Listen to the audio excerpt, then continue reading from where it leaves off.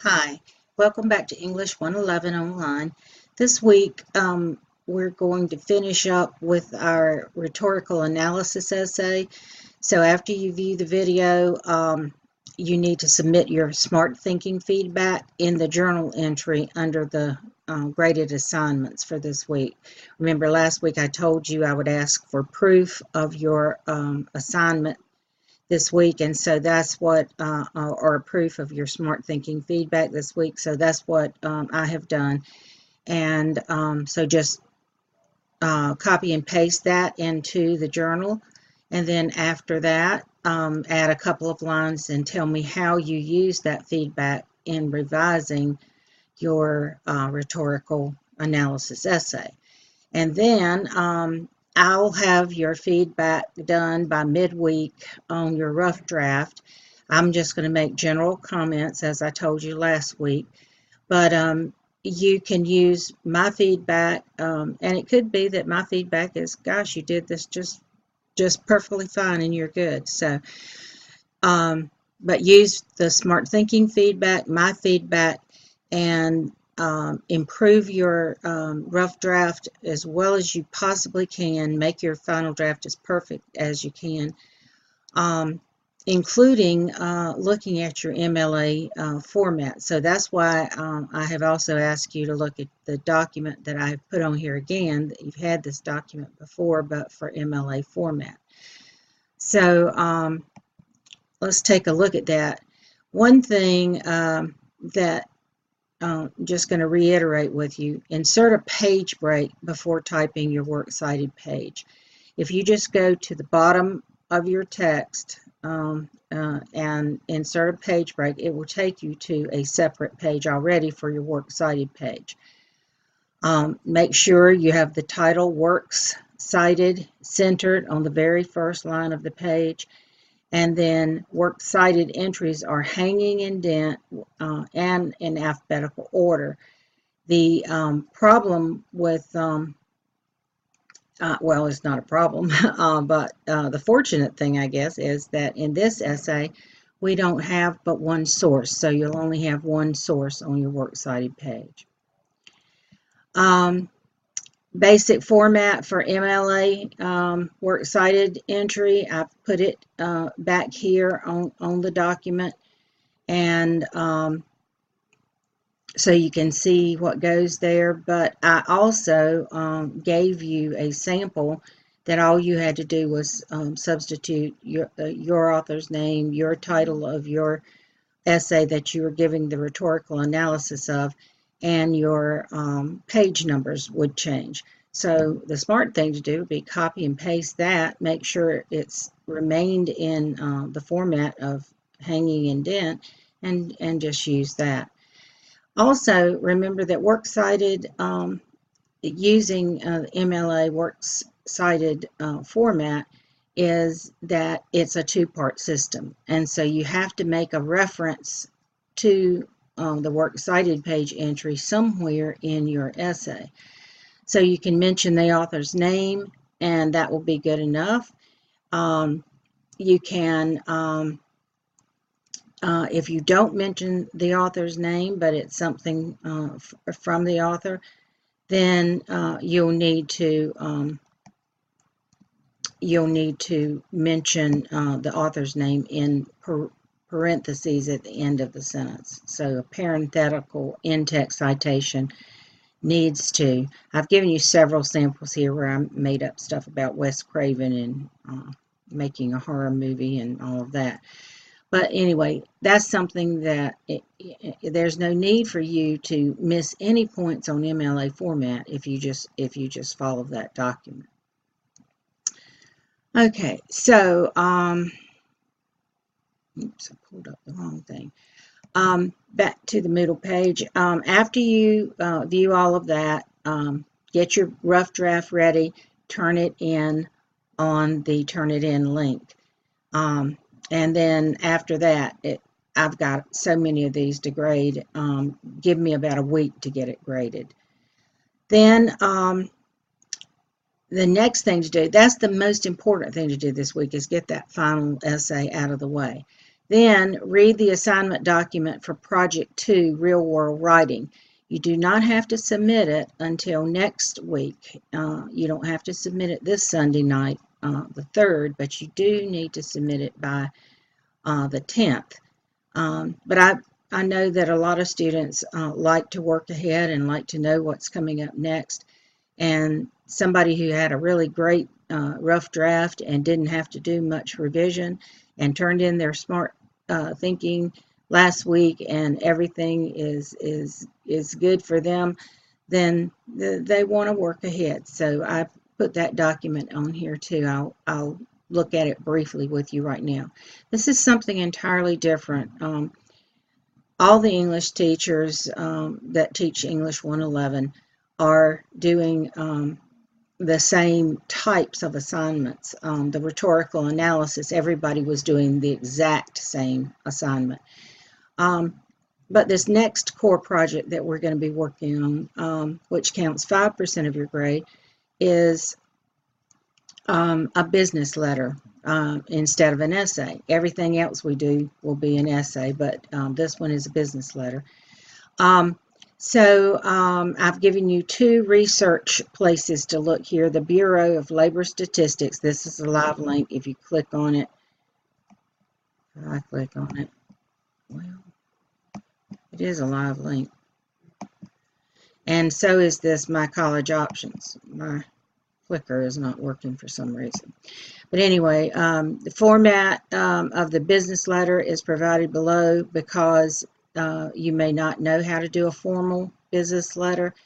And the length of this is going to be 4 paragraphs, an introduction paragraph, 2 supporting body paragraphs that come from your research that you do on these 2. And I'll go over this again with you next week. But in case you want to work ahead, as I said, submission to Smart Thinking is optional for this one. You don't have to do it the way you did it last time, but you can do it. There's a final due February the 26th. These are for my face-to-face classes. Sorry, I didn't put your final on there. I should. But the final for this, as I said, is only due March the 10th. Here's the instructions for getting your research on your career. Here are the instructions for research on a university. Basically, what you're going to be doing is finding a major, a career that you wouldn't mind pursuing. Don't think that this is committing you to that career in any way. Just find a career that you can write this assignment on and do your research to find out why it's a good career to go into. Maybe you think you want to go into a career and you look at that Bureau of Labor and Statistics and you find out that there's going to be declining job opportunities in that field. So look for something else. You don't want to saddle yourself with a career that you're not going to be able to find a job. So after you get the information that you need for how to do that, then you're going to include those details in your business letter. You're going to write your business letter to the director of admissions for a university. And so you'll have to find out a university that offers a degree that will help you towards your career. And then you will address the letter to that university. And I've given you, here is the format. Your full name, street address, city. Read this and just do it the way that I've laid it out here for you. Single line space within paragraphs. Skip a line between the paragraphs. A whole lot different. No indenting in the paragraphs. It's different from MLA format, but if you just follow this, I always give you plenty of instructions, plenty of directions so that you're not lost if you just read and follow. What to include in your letter, your introduction paragraph, your supporting paragraph. That's where you're going to get stuff from the Bureau of Labor and Statistics. Your second supporting paragraph, this is where you're going to explain to them why the university is going to work, what degree it is that you're going to be pursuing there. And then your concluding paragraph, you can ask for more information about the degree. You can ask for information on scholarships, something to sort of wrap it up.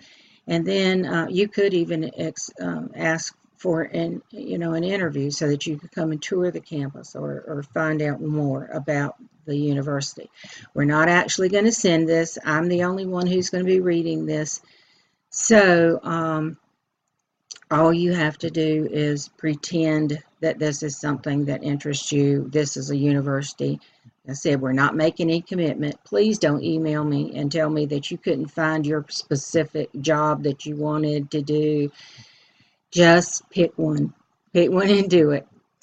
And then make sure you have it in business professional tone, which is the same thing as academic tone. Don't put any contractions in there. Keep it the wording in an academic or professional format. Now, I've also given you on the middle page a sample business letter.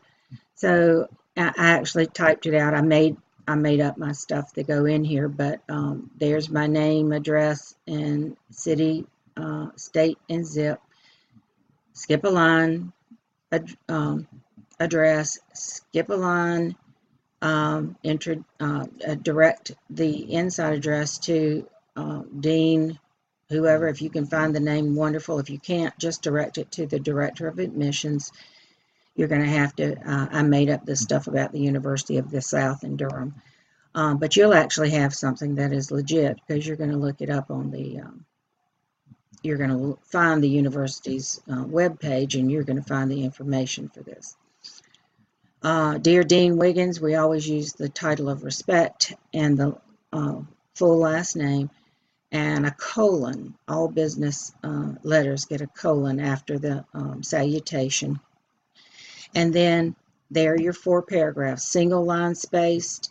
I've given you an idea of what needs to go in there. I didn't complete all my paragraphs, but it gives you an idea of what should go in each paragraph. And then, and notice they start with a topic sentence. We're not throwing topic sentences away. We're just, I'm introduced in pursuing a career in business, and then your university is a good fit for my career because and so you're still having your topic sentences because the person who's reading this, the Dean Wiggins, is going to understand what you're talking about. You're not just roaming about with your writing. And then the concluding paragraph, and then your closing, which would be sincerely is what you see on most business letters. You could use respectfully, yours truly. There are things that other things you could use, but sincerely is what you mostly see, so you could get used to using that. Leave room for a signature, type your name, and then if you enclose something like a transcript or a sample of something you've written or something like that, if you mention that in the letter, then you need to make a note, end note here for this enclosure right here. If you don't enclose anything, then don't put that on there. And the way I got my signature here, because we can't actually sign a Google Doc, is I just went to the selection here of fonts, and I chose something that kind of looked like a font there. So no big deal. As I said, this is not due. It's not due this week. It's due the next week. But if you want to work ahead, you can go ahead and work ahead. All right. So there's the information for what to do for that. Like I said, smart thinking is optional. I've put the link on for next week so that you can go ahead and submit that. We're only going to take 1 week for that because it's an easy assignment and it's something you should be able to get done in a week without having to have a whole lot of feedback on it. Of course, if you do need feedback, you can contact me and I will help you. Here are the graded assignments for this week. Smart Thinking Journal and the final project. Here under this week's link resources are all those documents that I showed you. And then if you further want to work ahead, I've included this document, using evidence from infographics to support a claim. If you look at that, that is going to be practice for our midterm assessment, which is going to be next week. So you can look ahead at that also. But here are your assignments for this week. The journal is due this week. The final draft of your rhetorical analysis is due this week. Continue to work on your inquisitive assignments. If you want to work ahead, you can work on that core project too, and you can look ahead to the midterm assessment. It's just going to be to write a paragraph, and I give you an example of it and everything in this, using evidence from infographics to support a claim, because that's what the midterm assessment will be. I'll go over it again next week, and I hope this won't confuse you to put 2 weeks at once on here. I typically don't like to give you but 1 week at a time, so that you will concentrate on what you need to do. But just remember, this is really important. What is due this week is your Smart Thinking Journal, which is right here, and your submission of your final rhetorical analysis, which is right here. Everything else is due next week, and you can work ahead if you want to, but please don't overlook what's due this week. Contact me if you have any information, and I'll see you next time.